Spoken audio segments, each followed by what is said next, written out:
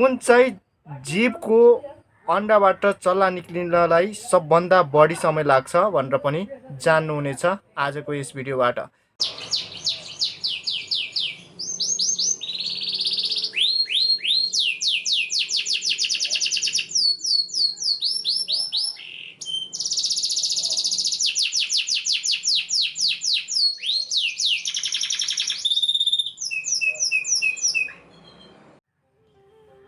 Hello नमस्ते साथीहरू, तपाईहरुलाई अबिराम इन्क्युबेटर एन्ड मेसिनरी च्यानलमा स्वागत छ। साथीहरू, यस च्यानल अन्तर्गत हामीले विभिन्न किसिमका पोल्ट्रीजन्य भिडियोहरू हाल्ने गर्दछौँ, जसलाई परम्परागत तरिकादेखि लिएर आधुनिक तरिकाबाट चल्ला उत्पादन गर्ने मेसिनहरू, त्यसमा लाग्ने पार्ट्सहरू, त्यस्तै मेसिनकै बारेमा पनि विभिन्न किसिमका भिडियोहरू प्रस्तुत गर्दै आइरहेका छौँ। त्यस्तै यस च्यानल अन्तर्गत कृषकको फार्ममा मेसिन इन्स्टल गर्दै गर्दाको पनि भिडियो हेर्न सक्नुहुनेछ।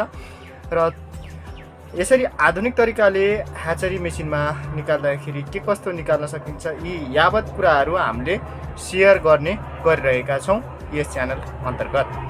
आजको भिडियोमा चाहिँ के को चल्ला कति दिनमा निक्लिन्छ भनेर तपाईलाई देखाउँदैछौँ। किन भन्दाखेरि कतिपय साथीहरूले क्वेसन धेरै सोध्नुभयो, फलानो चीजको चल्ला कति दिनमा निक्लिन्छ, अर्थात् अन्डाबाट कति दिनमा चल्ला कोरल्छ मेसिनले वा ओथारोबाट भनेर सोध्नुहुन्छ।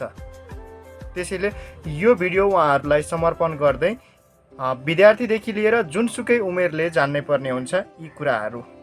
चराचुरुङ्गीको ह्याचिङ पिरियड कति हुन्छ, अर्थात् कति दिनमा चाहिँ चराचुरुङ्गीले अन्डाबाट चल्ला कोरल्छ। त्यस्तै घरपालुवा जति किसिमका छन् यी पशुपन्छीहरू, उदाहरणको लागि कसैले ढुकुर पालेको छ भने त्यसले कति दिनमा चल्ला कोरल्छ। त्यस्तै फेन्सी जातका चराहरू, साना चराहरू पालेको छ भने त्यस्ता खालका चराहरू कति दिनमा कोरल्छ।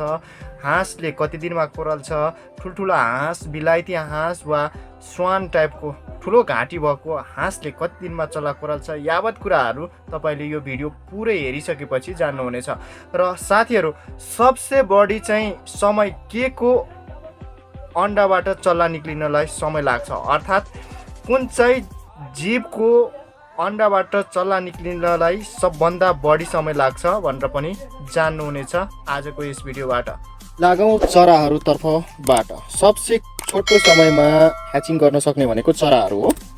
र चराहरू अन्तर्गत मैले यहाँ तपाईँलाई क्यानरी, फिन्च, डोभ, त्यस्तै मैना भनेर देखाउँदैछु। यो क्यानरी भनेको सङ बर्ड हो। यो पनि 14 दिनमा चाहिँ यसले चल्ला निकालिसक्छ र ह्याच गर्दाखेरि 12 दिनमा यसलाई ट्रान्सफर गर्नुपर्ने हुन्छ ह्याचरमा, अर्थात् सार्नुपर्ने हुन्छ। यो फिन्चेजहरू देखाउनुको कारण के छ भन्दाखेरि चार्ल्स डार्विनले जुन थ्योरी दिनुभएको छ नेचुरल सिलेक्सनको, अर्थात् वातावरण जस्तो वातावरण छ त्यस्तो वातावरणमा कुनै पनि जीवलाई बाँच्नु छ भने उसले त्यो वातावरण अनुरूप सक्नुपर्छ भनेर चाहिँ भनेको छ। त्यही अनुसारले मैले तपाईँलाई यो फिन्चको देखाएको हो। र अब यहाँ अर्कोमा ढुकुर देख्नुभयो, त्यस्तै मैना पनि 12 दिनमा यसले ह्याच आउट गरिसक्छ, आफ्नो चल्ला निकालिसक्छ। र जापानिज यो बट्टै छ, यसलाई चाहिँ 18 दिन लाग्छ। 18 दिनमा चाहिँ यसले चल्ला निकाल्छ, 15 दिनमा ह्याचरमा सार्न सक्नुपर्छ। तापक्रम, आर्द्रता तपाईँले देख्न सक्नुहुन्छ। परेवा, विभिन्न किसिमका फेन्सी परेवाहरू हुन्छन्। त्यो परेवालाई ह्याच गर्नु पर्यो भने पनि 19 दिनमा निकाल्न सकिन्छ। त्यस्तै ककटेल, सुगा जस्तै खालको यो मनोरञ्जन दिने खालका चराहरू ककाटेल भन्छ, यसले चाहिँ 18 देखि 20 दिनमा उत्पादन दिन्छ।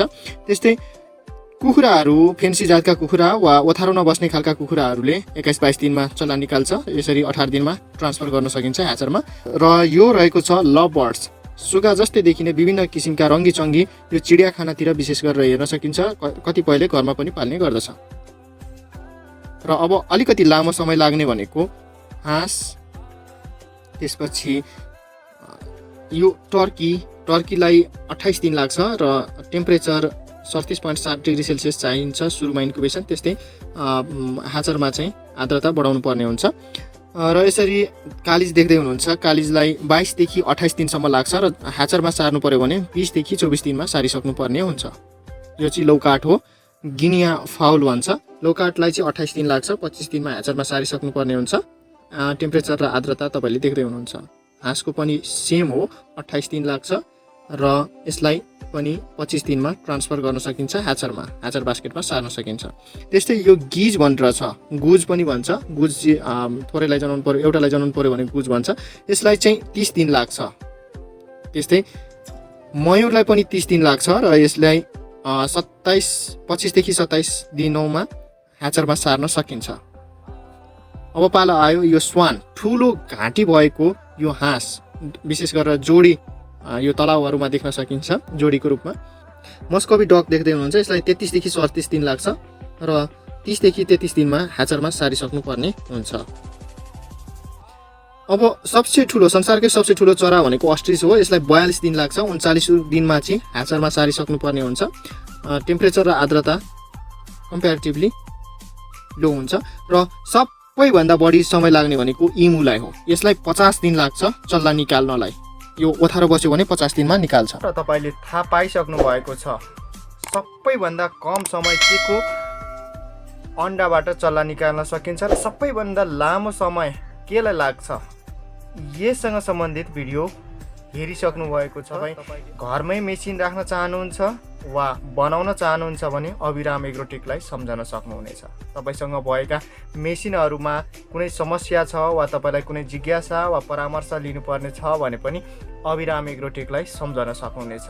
अबिराम एग्रोटेकले विभिन्न किसिमका विभिन्न क्षमताका ह्याचरी मेसिनहरू स्थानीय स्रोत साधनलाई प्रयोग गरेर तपाईको घरसम्म सुपथ मूल्यमा, एकदमै न्यून मूल्यमा नेपाली माटोलाई सुहाउँदो र तपाईको बजेटमा समावेश हुने खालका मेसिनहरू बनाउँदै आएको छ।